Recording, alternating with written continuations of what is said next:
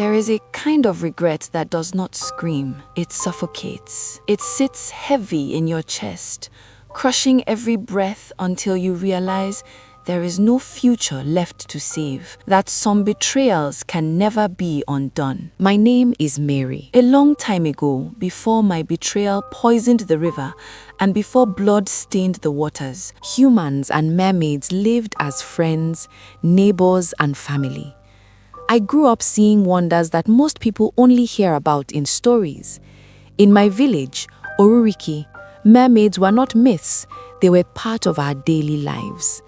Every morning, the river sparkled with life. Mermaid women would rise gently to the surface, laughing, playing, and leaping from one place to another. They sat on smooth stones at the edge of the water, combing and decorating their long, beautiful tails while chatting freely with humans. Children played at the riverbank without fear. Lovers sat close together, whispering dreams of the future, some with tails, some with legs, but all with beating hearts. The people of Oruriki adored the mermaids, just as our ancestors had done. We respected them deeply because they protected our village from danger and intruders. They taught us how to swim, fast, strong, and without fear. Because of them, no one in my village had ever drowned. Fishermen learned the best spots to fish, the right times, and the right methods. Our waters were always full, our nets always heavy. We celebrated festivals together. Humans and mermaids danced side by side. In return, we kept the ocean clean, pure, and safe for them. Love flowed freely too. Mermaids married humans openly. When two souls decided to be together, the chief priest chose where they would live, on land or in water. If the decision was land, the mermaid transformed into a human but could still visit the river. And if a human married a mermaid, they gained the power to grow a tail and live beneath the water. This balance had lasted for decades. Peace, harmony, trust.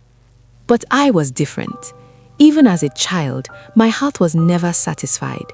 I dreamt of the city, tall buildings, beautiful houses, expensive cars, a life bigger than the river, bigger than Oruriki. Dreaming was not the problem. My problem was how far I was willing to go to make those dreams real. I was known in the village as greedy and selfish, even if people whispered it instead of saying it to my face. I had no mother. She died giving birth to me by the riverbank. I had a father and step-siblings who loved me, but I did not love them back the same way. My father wanted us to be one happy family, but that idea meant nothing to me. All I cared about was money, more money, enough money to leave this village forever. My father owned a large fishing boat. Every day, my siblings and I went fishing. They worked harder than I did, but when we returned, I gave them small fish to sell. I kept the biggest ones for myself and took all the money, hiding it carefully. That money was my escape plan. Villagers warned me. They begged me to treat my siblings better. I ignored them. My siblings complained to our father, but he was powerless. After my mother's death and his remarriage, I stopped respecting him completely. When my father could no longer control me, he went to the only person who could, the Mermaid Queen. She was the only one I listened to, the only one I feared disappointing. She loved me like her own child. She called me her daughter, and I called her Mother Mermaid. She was there the day I was born. She helped deliver me when my mother was too weak to survive. Since that day, she promised to take care of me. She kept that promise in every way. She braided my hair, told me stories, gave me gifts, and checked on me constantly. She rarely came out of the water, except during festivals or serious matters. But for me, she always made an exception. The villagers often said I was lucky, and I knew it. I loved her, but not enough to give up my dreams. Every time she held me close, she spoke about her pain, how she had no child to inherit her throne. I prayed for her to have one, not out of kindness, but because it made her happy. She would ask me, if I am dethroned and forced to leave the water, Will you come live with me beneath the ocean? And every time I smiled and lied. Yes, Mother Mermaid, I will gladly live with you. I love you so much. But the truth was heavy inside my chest. I never wanted the ocean. I wanted this city. And that lie was the beginning of everything that went wrong. When my savings were finally complete, my heart raced with excitement instead of guilt. All those years of cheating my siblings, overpricing fish, hardening my heart, it finally paid off. The city was no longer a dream. It was waiting for me. I packed my bag quietly in the middle of the night. I did not tell my father. I did not tell my siblings. I did not even tell Mother Mermaid. I convinced myself that telling them would only bring tears, questions, and delays. I told myself I was being strong, but deep down, I knew I was being selfish. I sneaked out of the house like a thief, my heart pounding with fear and thrill. The village park was quiet, but the night boss was there, waiting. Many times the king had warned us never to take night buses, but warnings meant nothing to me when my dreams were so close. I entered the bus as the last passenger. The engine started immediately. As the bus moved, something felt wrong. I looked around and noticed that almost everyone was asleep, deeply asleep. The journey had just begun. It made no sense. Only 2 men were awake. They sat close to me, staring with eyes filled with anger and something darker. I tried to ignore them, but their stares burned into my skin. Finally, I couldn't take it anymore. "What is it?" I shouted. "Why are you staring at me like that?" Their faces twisted with rage. "Why aren't you asleep?" one of them yelled. "Why should I sleep?" I replied, confused and irritated. "Is it by force?" That was my mistake. The bus suddenly stopped. In that moment, fear grabbed my chest tightly. My heart sank. I knew, too late, that I had entered the wrong bus. The men dragged me up. They searched me, emptied my bag, and took everything. Every coin, every dream, every hope I had saved for years. I cried. I begged. I screamed. They laughed. Then they did something I will never forget. They opened the door of the bus while it was on a bridge and threw me into the ocean. I screamed as my body hit the water. The cold swallowed me instantly. I struggled, kicking and fighting, but the ocean was stronger. My breath disappeared. My strength faded. As darkness closed in, I whispered with the last bit of air I had, "Mother Mermaid, please help me." Then everything went black. I woke up the next morning in arms I knew too well. I was lying against Mother Mermaid's chest, and the entire village surrounded us. Some people stared at me with pity. Some laughed. Others whispered cruel words. "That serves her right. She deserved it." I said nothing. I only cried. Mother Mermaid angrily sent everyone away. When we were alone, she spoke gently but firmly. "If you wanted to travel, you could have told me or your father. You made a very wrong decision." "I'm sorry, Mother," I whispered. I was broken. My dreams were gone. My money was gone. Everything I had worked for vanished in one night. I stopped fishing for a long time. I stayed indoors, lost in thoughts. The villagers mocked me openly, calling me Miss Ambitious whenever they saw me. Eventually, I forced myself to accept reality. I can still succeed here, I told myself. Why must I go to the city to be great? That lie gave me strength again. I returned to fishing. I returned to selling. But this time, my greed grew worse. I raised prices even higher, and people had no choice but to buy from me. Then one day, everything changed. "Mary," Mother Mermaid called joyfully, "meet your younger sister." She had finally given birth, a mermaid child, and she was beautiful. Her tail shimmered with colors I had never seen. I smiled with excitement, but I did not yet know that this child, this innocent little girl, would become the key to my final destruction.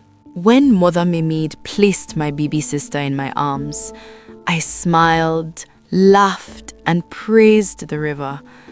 But beneath that smile, something dark stirred again. Her name was Victory. She was small, delicate, and innocent. Her eyes glowed with a strange light, and her tiny tail shimmered like living fire beneath the sun. I held her carefully, afraid and amazed at the same time. "She is beautiful," I whispered. Mother Mermaid smiled proudly. "Do you know what makes her special, my child?" she asked. Before I could answer, Victory reached out her tiny hand and touched a dull stone beside the riverbank. In an instant, it turned into pure gold. My breath caught in my throat. "Gold?" I gasped. "Real gold?" Mother Mermaid nodded. "Everything she touches becomes gold." My heart began to pound. I felt dizzy. All I could think about was money, wealth, power, the city I had failed to reach. Two women nearby screamed in excitement, "Please, let her touch our stones." Before I could speak, Mother Mermaid allowed it. Stone after stone turned into gold. The women ran into the village shouting the news. By evening, everyone knew. The mermaid queen finally had an heir, a daughter with divine power. The village celebrated for days. The royal family on land threw a grand feast. Mermaids rose from the river, glowing with pride. Mother Mermaid stayed close to me and Victory, as if she feared losing me again. Victory grew fond of me quickly. She called me sister. She laughed when I carried her. She trusted me completely. Too much. Mother Mermaid trusted me too. She began leaving Victory with me on land while she returned to her kingdom beneath the water. I walked Victory around the village, letting her touch small objects, carefully, secretly enjoying the way people gasped when gold appeared. But whispers followed me. The queen trusts her too much. Why leave the princess alone with Mary? They were right. One afternoon, while walking near the riverbank, the water suddenly grew restless. Mermaids panicked and disappeared beneath the surface. I turned around and saw something I had only heard about in stories. A white man. He held a phone, recording excitedly. "I can't believe it. Mermaids are real." He pointed at Victory. "Can I hold the little one?" Fear shot through me. I pushed him back sharply and ran to the river. I warned Mother Mermaid immediately. She spoke to the human king, who assured her the man was harmless. His name was Nelson. Days later, a village chief summoned me. When I arrived, Nelson was there, smiling. "I'll be direct. I want the mermaid child. Help me get her, and I'll take you abroad." The word abroad echoed in my head. He quickly added, "I just want to see her power, nothing more." I went home shaking. That night, my dreams of the city returned stronger than ever. The bright lights, the freedom, the life I believed I deserved. The next day, I lied. I went to the river and asked Mother Mermaid if I could play with Victory. She smiled and handed her to me without hesitation. I took Victory straight to Nelson. The moment he held her, she began to cry. Her body shook. She reached on me. "Sister, sister!" I turned my face away. Nelson forced her tiny hands on objects. Nothing turned to gold. He grew angry. He shouted. He threatened. "If she won't perform," he said coldly, "I'll experiment on her. Please don't, I begged weakly. Don't you want to go abroad? He snapped. I went silent. Nelson turned on his camera. He smiled for the world. Then, before I could stop him, he cut off my sister's tail. Her scream pierced my soul. I collapsed, crying as blood stained the ground. At that same moment, the river roared. Mother Mermaid knew. And I knew I had crossed the point of no return. I stared at my baby sister's broken body, shaking, crying, unable to move. Her blood soaked into the earth while Nelson laughed about views, money, and fame. He spoke as if he had not just murdered a child. At least I'll make enough money from the live stream, he said casually. If you still want to go abroad, you know how to find me. I looked at him through tears. You will be punished for this, I said, my voice breaking. He shrugged. I gathered Victory's remains into my arms. She was light, too light. Her eyes were dull, the glow completely gone.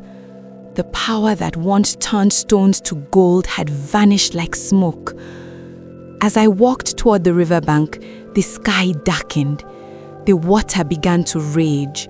Waves crashed violently against the shore, forming spinning walls of water. The river was crying. Mother Mermaid was already there. She stood at the edge of the river, screaming in pain, so deep it shook the earth.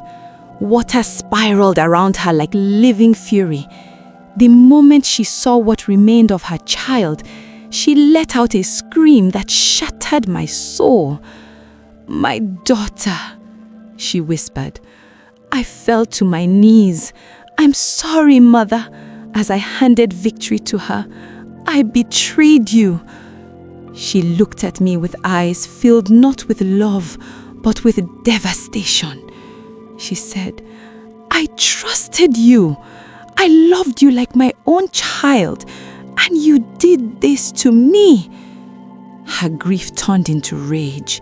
The water rose violently and wrapped around my body, lifting me into the air. I struggled, gasping for breath, but she did not stop. Tornadoes of water formed across the river and rushed toward the village. She had lost control.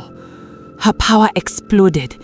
A massive flood surged forward, swallowing homes, boats, and people. Villagers screamed and begged for mercy, but Mother Mermaid could not hear them. Her heart was broken beyond repair. I was pulled deeper into the raging water. As my body sank, memories flashed in my mind. My greed, my lies, my selfish dreams. I saw my mother's face, the river's beauty, and the love I had taken for granted. The village disappeared beneath the flood. So did I. And with us, all my dreams drowned. From that day onward, mermaids were never seen again. The river became silent. And this is why the water no longer forgives us. Some stories don't just end, they stay with you. If this one moved you, don't forget to like, subscribe, and share. More untold stories await you here, only on Mumxy, where every tale burns with truth and emotion.